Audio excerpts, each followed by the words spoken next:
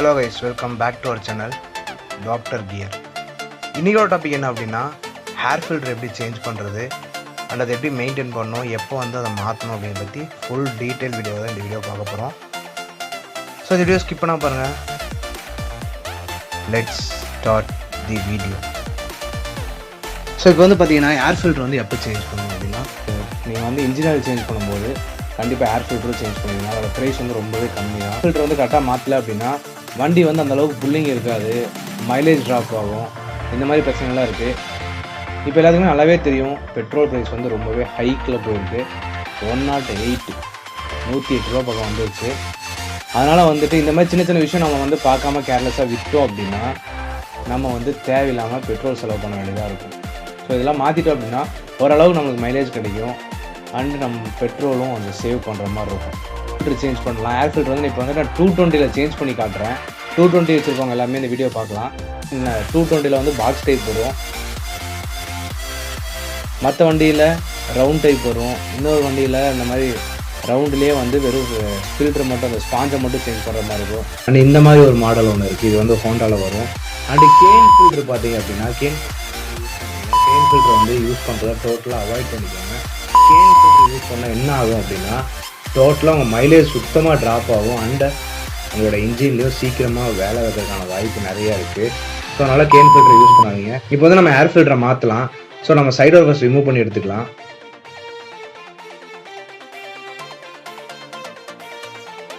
Remove பண்ணதுக்கப்புறம் பார்த்தீங்கன்னா 4 screw வந்து இருக்கும் அந்த ஏர் ஃபில்டரில். என்னோடய ஸ்க்ரூ ஒன்று வந்து தொலைஞ்சிருச்சு போல இருக்குது. இது எப்போ மிஸ் ஆச்சுன்னு தெரில, எனக்கே தெரில. ஸோ அதனால் இப்போ நம்ம வந்து அந்த 2 ஸ்க்ரூவை கழட்டி எடுத்துக்கலாம்.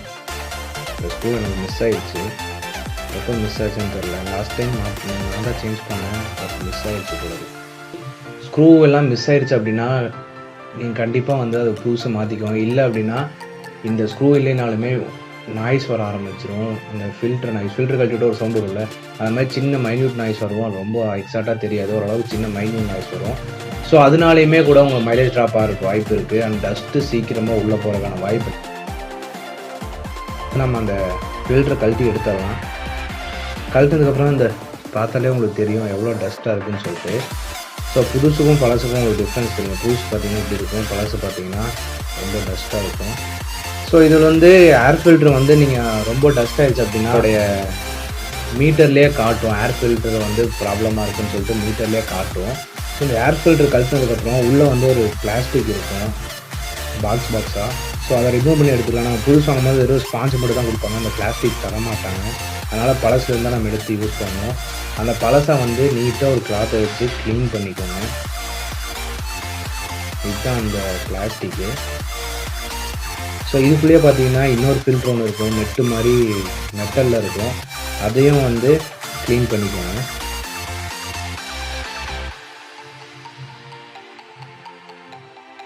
ஸோ ஒரு கிளாத் எடுத்து நீட்டாக உள்ளே துடைச்சிக்கோங்க. அந்த கிளாத்து வந்து டஸ்ட் இல்லாமல் நீட்டான ஒரு கிளாத்தை வச்சு உள்ளே ஃபுல்லும் துடைச்சிக்கோங்க. நீட்டாக டஸ்ட் உள்ளே இருக்கக்கூடாது, அதனால் நீட்டாக துடைச்சி எடுத்துக்கோங்க.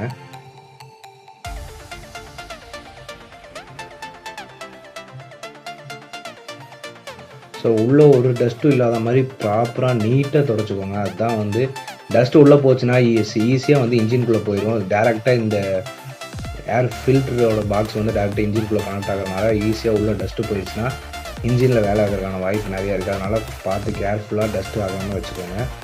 அண்ட் அதே மாதிரி அந்த ஃபில்டர் நெட்டையும் வந்து க்ளீன் பண்ணிக்கோங்க. இது வந்து 220 வந்து பல்சர் வேரியண்ட்டில் வரும். ஸோ இந்த நெட்டு வந்து எப்படி போடணும் அப்படின்னா அதில் அதுக்குன்னு தனியாக ஒரு ரேக் மாதிரி கொடுத்துருப்பாங்க உள்ளே. ஸோ அந்த நெட்டை வந்து கரெக்டான சீட்டிங் பண்ணி மாட்டிக்கோங்க. இந்த மாதிரி மாட்டாமல் கரெக்டான சீட்டிங்கில் மாட்டுங்க. இந்த வீடியோவில் காட்டுறேன், அதை பார்த்து கரெக்டாக மாட்டிக்கோங்க. இதை இப்போ மாட்டுறேன் பார்த்தீங்களா, இதுதான் கரெக்டாக இருக்கிறது. இந்த மாதிரி மாட்டிக்கோங்க, வெளியும் வரக்கூடாது, கரெக்டாக ஃபிக்ஸ் ஆகிருக்கணும். உங்களுக்கு தெரியும்னு நினைக்கிறேன். இதை க்ளோஸாக போய் காட்டுறேன். அந்த ரேக் தெரியுது பார்த்தீங்களா உள்ள மேலேயும் கீழேயும். ஸோ அதே மாதிரி அந்த இதுக்குள்ளே கரெக்டாக மாட்டிக்கோங்க. கீழே இந்த ஏர் ஃபில்டர் மாட்டுறது தனியாக ரேக் கொடுத்துருக்காங்க, தெரியுதா? ஸோ இப்போ நம்ம வந்து புது ஏர் ஃபில்டர், இதோட ப்ரைஸ் பார்த்திங்கன்னா 80 ருபீஸ் தான் நான் வாங்கினது. ரொம்ப எக்ஸ்பென்சிவ் கிடையாது. இது 80 ருபீஸ் தான். நம்ம ஈஸியாக வாங்க முடியும் நம்மளால். அதனால் எவ்ரி 3000 கிலோமீட்டர் ஒன்ஸ் வந்து இதை மாற்றிக்கோங்க. ஸோ இப்போ பார்த்தீங்கன்னா புதுசுக்கும் பழசுக்கும் உங்களுக்கு டிஃப்ரென்ஸ் நல்லாவே தெரியும். புதுசு எப்படி இருக்குது, பழசு எப்படி இருக்குதுன்னு பார்த்தீங்கன்னாலே தெரியும். அதனால் எப்போவுமே வந்து இதை கரெக்டாக மெயின்டைன் பண்ணிக்கோங்க. அதுக்கப்புறம் எவ்ரி 1000 கிலோமீட்டர் ஒன்ஸ் வந்து இதை கழட்டி ஒரு பெட்ரோல் போட்டு நீங்கள் வாஷ் பண்ணிக்கோங்க. அதோட வீடியோ நான் செப்பரேட்டாக போடுறேன் உங்களுக்கு, அது எப்படி வாஷ் பண்ணணும்னு சொல்லிட்டு. ஸோ இப்போ பார்த்தீங்கன்னா இந்த புது ஏர் ஃபில்டரில் வந்து இந்த மாதிரி கொடுத்துருப்பாங்க. கரெக்டாக தெரியுது, நான் வச்சு காட்டுறேன் பாருங்க. இந்த பிளாஸ்டிக் வந்து உள்ளே போகிற மாதிரி இருக்கும். இந்த மாதிரி வந்து கை பிடிச்சி இழுக்கிறதுக்காண்டி. ஸோ இந்த பிளாஸ்டிக்கை வந்து உள்ளே போடும்போது பார்த்து கேர்ஃபுல்லாக போடணும். மேலே இந்த சைடில் எல்லாம் வந்து அந்த கரெக்டாக சீட் ஆகிறதுக்காண்டி ஒரு இது கொடுத்துருப்பாங்க. அதனால் வந்து பார்த்து கேர்ஃபுல்லாக போடுங்க. இல்லை அப்படின்னா அது வந்து கிழிஞ்சிரும். ஏர் ஃபில்டர் ரொம்ப லேஸாக இருக்கிறதுனால கிழிஞ்சிரும். ஸோ பார்த்து கேர்ஃபுல்லாக அதை வந்து இன்சர்ட் பண்ணுங்கள்.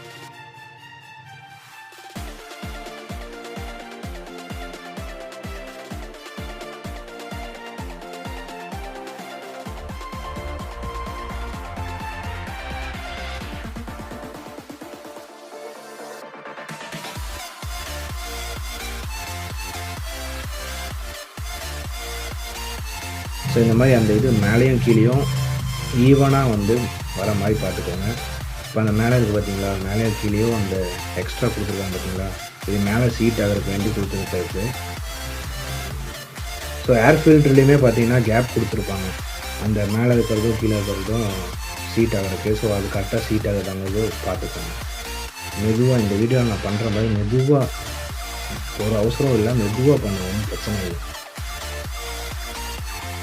மேலே கீழே ஈவனாக பண்ணுவோம்.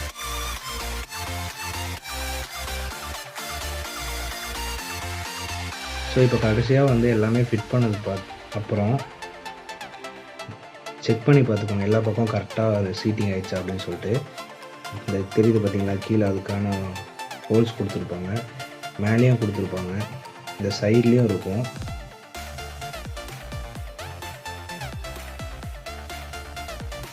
இது மேலே ஒரு கீழே,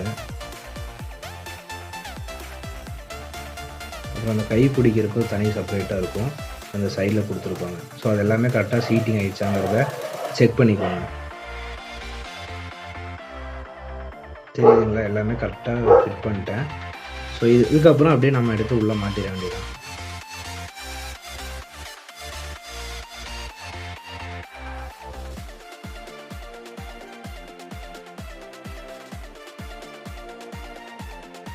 அதாவது எல்லோ கலர் வந்து இந்த சைடு வர மாதிரி மாட்டணும்.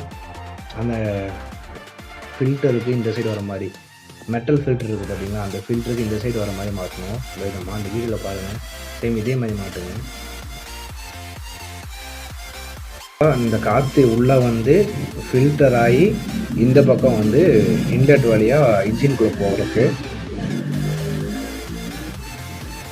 ஸோ அந்த கவரில் பார்த்தீங்கன்னா இப்படி இருக்கும்.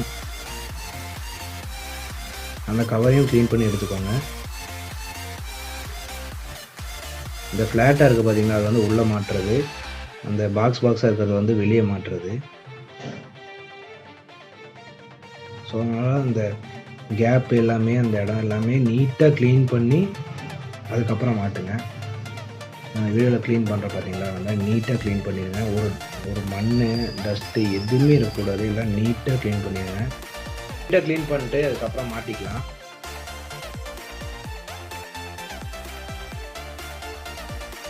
இப்போ நான் மாட்டுற மாதிரி இப்படி மாட்டுங்க. இதுதான் கரெக்டாக மாட்டுற ஆங்கிள். ஸோ இந்த பாக்ஸாக இருக்கிறது வந்து வெளியே வரணும். கரெக்டாக சீட்டிங் ஆகுதான்னு பார்த்துக்கோங்க. எப்படி மாட்டணுங்கிறத பார்த்துட்டு கரெக்டாக சீட்டிங் பண்ணிக்கோங்க. ஆக்சுவலாக என்னோடய போல்ட் வந்து இப்போ வாங்க முடியாது. நான் இப்போ ஆஃபீஸ் கிளம்பி மார்னிங் பண்ணிகிட்ருக்கேன் இந்த ஒர்க்கு. அதனால் இப்போ ஆஃபீஸ் போகும்போது ஸ்பேஸ் கடையில் வாங்கிட்டு நைட் நான் மாட்டிடுவேன். இப்போ நான் ஜஸ்ட் ஒரு 3 ஸ்க்ரூ தான் போட போகிறேன். அதில் வந்து ஒரு ஸ்க்ரூ வந்து மழை போயிடுச்சு, அதனால் அந்த ஸ்க்ரூவும் வந்து வேஸ்ட்டு தான், சும்மா ஒரு சேஃப்டிக்கு மாட்டி வைக்க போகிறேன்.